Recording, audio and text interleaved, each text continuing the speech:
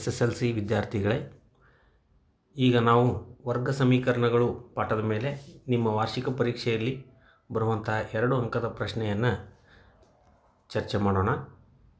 ಈಗ ನೋಡಿ, ವರ್ಗ ಸಮೀಕರಣಗಳು ಪಾಠದಲ್ಲಿ 2 ಅಂಕ ಗಳಿಸುವುದು ಬಹಳ ಸುಲಭ. ಹೇಗೆ ಅಂತಂದರೆ ಅಲ್ಲಿ ಅಥವಾ ಕ್ವಶನ್ ಇರುತ್ತೆ, ಎರಡರಲ್ಲಿ ನೀವು ಯಾವುದಾದ್ರೂ ಒಂದನ್ನು ಮಾಡಿದರೆ ಸಾಕು, ನಿಮಗೆ 2 ಅಂಕಗಳು ದೊರೀತವೆ. ಇದರಲ್ಲಿ ಮುಖ್ಯವಾಗಿ ಅಪವರ್ತನ ವಿಧಾನದಿಂದ ಮೂಲಗಳನ್ನು ಕಂಡುಹಿಡಿಯಿರಿ ಅಂತ ಒಂದು ಕೇಳ್ತಾರೆ. ಆಮೇಲೆ ಶೋಧಕದ ಬೆಲೆಯನ್ನು ಕಂಡುಹಿಡಿದು ಮೂಲಗಳ ಸ್ವಭಾವವನ್ನು ಬರೆಯಿರಿ ಅಥವಾ ವಿವೇಚಿಸಿ ಅಂತ ಕೇಳ್ತಾರೆ. ಆ 2 ಪ್ರಶ್ನೆಗಳನ್ನು ನಾನು ಹೇಗೆ ಬರೀಬೇಕು ಅಂತ ಹೇಳ್ತಾ ಇದ್ದೀನಿ. ಮೊಟ್ಟಮೊದಲಿಗೆ ಇದರಲ್ಲಿ ಅತಿ ಸುಲಭವಾಗಿ ಬಿಡಿಸುವಂಥದ್ದು ಶೋಧಕದ ಬೆಲೆಯನ್ನು ಕಂಡುಹಿಡಿದು ಮೂಲಗಳ ಸ್ವಭಾವವನ್ನು ವಿವೇಚಿಸುವುದು ಅಂತ ಇದೆಲ್ಲ. ಆ ಪ್ರಶ್ನೆಯನ್ನು ಬಿಡಿಸುವುದು ಬಹಳ ಉತ್ತಮ. ಹೀಗಾಗಿ ಮೊದಲಿಗೆ ಅದನ್ನು ಒಂದು ಉದಾಹರಣೆಯೊಂದಿಗೆ ಚರ್ಚೆ ಮಾಡೋದಕ್ಕಿಂತ ಮುಂಚೆ ಆ ಸ್ವಭಾವಗಳು ಹೇಗಿರ್ತವೆ ಅನ್ನೋದನ್ನು ಆ ಕೋಷ್ಟಕವನ್ನು ಮೊದಲು ನೋಡ್ಕೊಳ್ಳೋಣ. ಶೋಧಕದ ಬೆಲೆಯನ್ನು ಕಂಡುಹಿಡಿದು ವರ್ಗ ಸಮೀಕರಣದ ಮೂಲಗಳ ಸ್ವಭಾವವನ್ನು ವಿವೇಚಿಸುವುದು ಅಂತ ಇದೆ. ಅದರಲ್ಲಿ ಶೋಧಕದ ಬೆಲೆ ಕಂಡುಹಿಡಲಿಕ್ಕಿರುವಂತಹ ಸೂತ್ರ b² - 4ac. ಇಲ್ಲಿ ಎ ಬಿ ಮತ್ತು ಸಿಗಳು ಏನಾಗಿರ್ತವೆ, ಎಯು x² ಸಹಗುಣಕ ಆಗಿರ್ತದೆ, ಬಿಯು x ಸಹಗುಣಕ, ಸಿ ಒಂದು ಸ್ಥಿರಾಂಕ ಆಗಿರ್ತದೆ. ಆ ಬೆಲೆಗಳನ್ನು ನೀವು ಬರೆದು ಈ ಸೂತ್ರದಲ್ಲಿ ಹಾಕಿದಾಗ ನಿಮಗೆ ಈ ರೀತಿಯಾದಂತಹ ಬೆಲೆಗಳು ಬರ್ತಾವೆ. ಒಂದು ವೇಳೆ ಶೋಧಕದ ಬೆಲೆ 0 ಆಗಿದ್ದರೆ ನಿಮಗೆ ಮೂಲಗಳು ಏನಾಗಿರ್ತವೆ, ಮೂಲಗಳು ವಾಸ್ತವ ಮತ್ತು ಸಮನಾಗಿರ್ತವೆ ಅಂತ ಹೇಳ್ತೀವಿ. ಅದೇ ರೀತಿ ಶೋಧಕದ ಬೆಲೆ ಧನ ಸಂಖ್ಯೆ ಆಗಿದ್ದರೆ ಇಲ್ಲಿ ಮೂಲಗಳು ವಾಸ್ತವ ಮತ್ತು ಭಿನ್ನವಾಗಿರ್ತವೆ. ಅದೇ ರೀತಿ ಶೋಧಕದ ಬೆಲೆ ಋಣ ಸಂಖ್ಯೆ ಆದಾಗ ಅದು ವಾಸ್ತವ ಮೂಲಗಳನ್ನು ಹೊಂದಿಲ್ಲ ಅಂಥೇಳಿ ನಾವಿಲ್ಲಿ ಹೇಳ್ಬೋದು. ವಾಸ್ತವ ಮೂಲಗಳನ್ನು ಹೊಂದಿಲ್ಲ.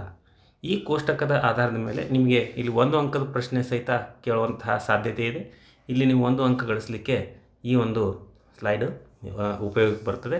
ನೆಕ್ಸ್ಟ್ ಒಂದು ಉದಾಹರಣೆಯೊಂದಿಗೆ ಈ ಶೋಧಕದ ಬೆಲೆಯನ್ನು ಕಂಡುಹಿಡಿದು ಮೂಲಗಳ ಸ್ವಭಾವವನ್ನು ಹೇಗೆ ವಿವೇಚಿಸುವುದು ಅನ್ನೋದನ್ನು ನಾನು ತಿಳಿಸ್ಕೊಡ್ತೀನಿ. ಈಗ ಒಂದು ಉದಾಹರಣೆ, 2x² + 3x - 7 = 0. ಈ ವರ್ಗ ಸಮೀಕರಣದ ಶೋಧಕವನ್ನು ಕಂಡುಹಿಡಿದು ಮೂಲಗಳ ಸ್ವಭಾವವನ್ನು ವಿವೇಚಿಸಿ ಅಂತ ಪ್ರಶ್ನೆ ಬರ್ತದೆ. ಆವಾಗ ನೀವು ಇಲ್ಲಿ ಎ ಅಂದರೆ x² ಸಹಗುಣಕ 2, ಬಿ ಅಂದರೆ x ಸಹಗುಣಕ 3 ಇದೆ, ಸ್ಥಿರಾಂಕ -7 ಅಂತ ಇದೆ. ಇಲ್ಲಿ ಚಿಹ್ನೆಗಳು ಸಹಿತ ನೀವು ಬರೀಬೇಕಾಗ್ತದೆ. ಹೀಗಾಗಿ ಇಷ್ಟಾದ ಮೇಲೆ ನೀವು ಶೋಧಕವನ್ನು ಕಂಡುಹಿಡಲಿಕ್ಕಿರುವಂತಹ ಸೂತ್ರ ಶೋಧಕ b² - 4ac ಅನ್ನುವಂಥ ಸೂತ್ರವನ್ನು ಬರೀಬೇಕು. ಬರೆದು ಇದರಲ್ಲಿ ಬೆಲೆಗಳನ್ನು ಆದೇಶ ಮಾಡಿದರೆ ನಿಮಗೆ 1 ಅಂಕ ದೊರೀತದೆ. ನಂತರ ಇದನ್ನು ನೀವು ಕಂಟಿನ್ಯೂ ಮಾಡಿದ್ದೇ ಆದಲ್ಲಿ ನಿಮಗೆ ಮತ್ತು 1 ಅಂಕ ಸಿಗ್ತದೆ. ಒಟ್ಟು 2 ಅಂಕಗಳು ಸುಲಭವಾಗಿ ಇಲ್ಲಿ ದೊರೀತವೆ.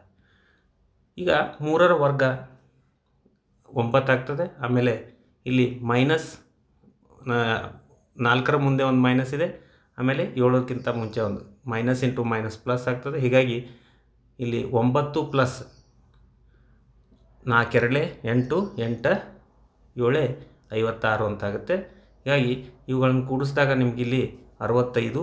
ಇದು ಒಂದು ಧನ ಸಂಖ್ಯೆ ಆಗಿರ್ತದೆ. ಶೋಧಕದ ಬೆಲೆ ಏನಾಯ್ತು, ಇಲ್ಲಿ ಧನ ಸಂಖ್ಯೆ ಆಗಿದೆ. ಹೀಗಾಗಿ ಮೂಲಗಳ ಸ್ವಭಾವ ಏನಂತ ಬರೀತೀರಿ, ಧನ ಸಂಖ್ಯೆ ಆದಾಗ ವಾಸ್ತವ ಮತ್ತು ಭಿನ್ನವಾದಂತಹ ಮೂಲಗಳನ್ನು ಹೊಂದಿವೆ ಅಂಥೇಳಿ ಬರಿಬೇಕು. ಇಷ್ಟು ಬರೆದ್ರೆ ನಿಮಗಿಲ್ಲಿ 2 ಅಂಕಗಳು ದೊರೀತವೆ. ಇದನ್ನು ಒಂದು ಉದಾಹರಣೆಯನ್ನು ನೀವು ಮನೆಯಲ್ಲಿ ಪ್ರಾಕ್ಟೀಸ್ ಮಾಡಲಿಕ್ಕೆ ಒಂದು ಉದಾಹರಣೆ ಕೊಟ್ಟಿದ್ದೀನಿ. ಅದನ್ನು ಸ್ವಲ್ಪ ಮನೆಯಲ್ಲಿ ಪ್ರಯತ್ನ ಮಾಡಿ. ಇದೇ ಒಂದು ಪ್ರಶ್ನೆಗೆ ಬೇರೆ ಉದಾಹರಣೆಯನ್ನು ತೆಗೆದುಕೊಂಡು ನೋಡೋಣ. ಇಲ್ಲಿ x² + 10x + 25 ಈ ವರ್ಗ ಸಮೀಕರಣದ ಶೋಧಕವನ್ನು ಕಂಡುಹಿಡಿದು ಮೂಲಗಳ ಸ್ವಭಾವವನ್ನು ನಾವು ವಿವೇಚಿಸಬೇಕಾಗ್ತದೆ. ಇಲ್ಲಿನೂ ಕೂಡ ಮೊದಲು ಸಮೀಕರಣ ಆದರ್ಶ ರೂಪದಲ್ಲಿರುತ್ತೆ. ಇರದೇ ಇದ್ದರೂ ನೀವು ಅದನ್ನು ಆದರ್ಶ ರೂಪಕ್ಕೆ ಬರ್ಕೊಂಡು ಆಮೇಲೆ ಎ ಬಿ ಸಿ ಬೆಲೆಗಳನ್ನು ಬರಿಬೇಕಾಗ್ತದೆ. ಇಲ್ಲಿ ಎ ಅಂತಂದರೆ x² ಸಹಗುಣಕ 1, ಬಿ ಅಂದರೆ ಎಕ್ಸನ ಸಹಗುಣಕ 10, ಸಿ ಅಂದರೆ ಸ್ಥಿರಾಂಕ 25 ಆಗಿದೆ. ನಂತರ ಇಲ್ಲಿ ಮೊದಲು ಮಾಡಿದ ಹಾಗೆ ನಾವಿಲ್ಲಿ ಶೋಧಕದ ಬೆಲೆ ಕಂಡುಹಿಡಲಿಕ್ಕಿರುವಂಥ ಸೂತ್ರ b² - 4ac ಬರಿತೀವಿ. ಇಲ್ಲಿ ಬಿ ಜಾಗದಲ್ಲಿ 10, 4ಕ್ಕೆ 4, ಎ ಜಾಗದಲ್ಲಿ 1, ಆಮೇಲೆ ಸಿ ಇದ್ದ ಜಾಗದಲ್ಲಿ ನಾವು 25 ಅಂತ ಬರಿತೀವಿ. ಈಗ 10ರ ವರ್ಗ 100, ಇಲ್ಲಿ ಮೈನಸ್ ಇದೆ, minus into plus minus, minus into plus minus ಆಗುತ್ತೆ. 4 1 4, 4 25 100 ಆಗುತ್ತೆ. ಇಲ್ಲಿ 100ರಲ್ಲಿ 100 ಹೋದರೆ 0 ಆಗ್ತದೆ. 0 ಆದರೆ ನಾವು ಮೂಲಗಳು ಏನಾಗಿರ್ತವೆ ಅನ್ನೋದನ್ನು ಈಗಾಗಲೇ ನಾವು ಕೋಷ್ಟಕದಲ್ಲಿ ನೋಡಿದ್ದೀವಿ. ಅದನ್ನು ಸ್ವಲ್ಪ ನೆನಪು ಮಾಡ್ಕೊಂಡು ನೀವೇನು ಮಾಡಬೇಕಿಲ್ಲಿ, ಮೂಲಗಳು ಏನಾಗಿರ್ತವೆ ಈಗ ವಾಸ್ತವ ಮತ್ತು ಸಮನಾದ ಮೂಲಗಳನ್ನು ಹೊಂದಿವೆ ಅಂಥೇಳಿ ಬರೀಬೇಕು. ಇಲ್ಲಿ ಈ ರೀತಿ ಇಷ್ಟು ಬಿಡಿಸಿದರೆ ನಿಮಗೆ ಇದೊಂದು ವಿಧದ ಒಂದು ಪ್ರಶ್ನೆಯಾಗಿದೆ. ಇನ್ನೊಂದು ಉದಾಹರಣೆ ತಗೊಳ್ಳೋಣ. ಇದಕ್ಕೆ ನಿಮಗೆ ಪ್ರಾಕ್ಟೀಸ್ ಮಾಡಲಿಕ್ಕೆ ಒಂದು ಲೆಕ್ಕ ಇದೆ, ಇದನ್ನು ಸಹಿತ ನೀವು ಪ್ರಾಕ್ಟೀಸ್ ಮಾಡಿ. ನಂತರ ಇನ್ನೊಂದು ಲೆಕ್ಕವನ್ನು ತಗೊಳ್ಳೋಣ. ಇಲ್ಲಿ 2x² + 3x + 8 = 0 ಈ ವರ್ಗ ಸಮೀಕರಣದ ಶೋಧಕವನ್ನು ಕಂಡುಹಿಡಿದು ಮೂಲಗಳ ಸ್ವಭಾವವನ್ನು ವಿವೇಚಿಸಿ ಅಂತ ಪ್ರಶ್ನೆ ಇದೆ. ಈಗ ಈ ಒಂದು ಪ್ರಶ್ನೆಯಲ್ಲಿ ಎದ ಬೆಲೆ ಎಷ್ಟಾಗತ್ತೆ? 2, ಬಿದ ಬೆಲೆ ವಿಚಾರ ಮಾಡಿ ಸ್ವಲ್ಪ 3, ಸಿದ ಬೆಲೆ 8.